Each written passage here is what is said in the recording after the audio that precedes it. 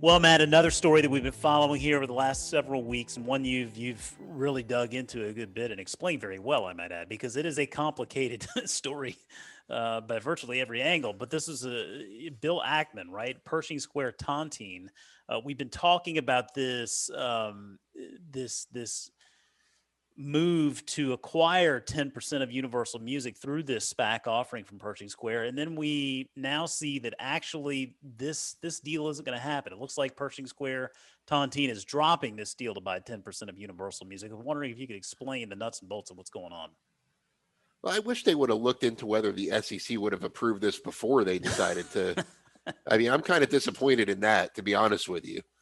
The whole point of a SPAC is to acquire a full business. To have a business combination. Yeah.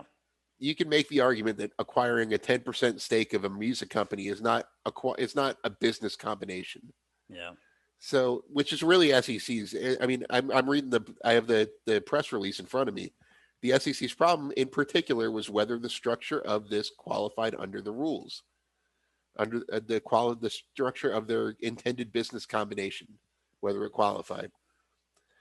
Now I kind of am kicking myself for spending hours looking through the structure of the deal and trying to understand this thing now that it can't go through. But so what happens now is kind of the question. Well, yeah, what does happen now? So now they still have $4 billion of cash sitting there. Pershing Square itself, the hedge fund, not the SPAC, is going to go ahead with the 10% universal stake. So Pershing Square is still buying that. It doesn't help the SPAC investors at all. But so now they have $4 billion. They're going to pursue a traditional SPAC business combination where they actually buy a business.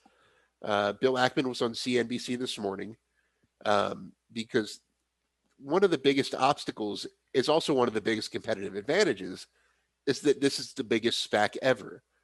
So investing that $4 billion only makes sense with a handful of companies. Remember we did our fun episode where we named like 20 companies they could buy? Sure. I think it was like Chick-fil-A was one of them. Subway was one, things like that. But so that's also a big limiting factor. But he said that's not necessarily a limitation. They could acquire a smaller company and pay a dividend to shareholders with whatever's left if they wanted to do it that way.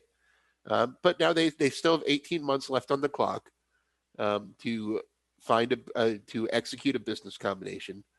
And he said he made the point on CNBC this morning that they're not starting from zero. Before they settled on the Universal deal, they had discussions with a lot of other companies. So they could just as easily pick those discussions back up if they want to. Right. Like he said they're getting into this with a running start. So not terribly worried about it. I'm holding on to my shares because they're pretty much not trading at much of a premium to they have $20 per share in cash sitting in an account. And I think it was trading for $20.50 last I looked. Okay. So it's approaching a floor. Yeah. That $20 kind of creates a price floor because that's cash sitting in an account. So I'm holding on to mine. I'm optimistic. I'm disappointed. I'm not going to say I'm not. I thought this was a done deal that would have a really good long-term structure, which I still think it would have been.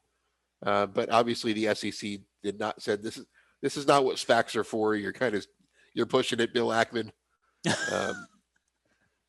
It's kind of what they're saying there. You're pushing the limits a little too far.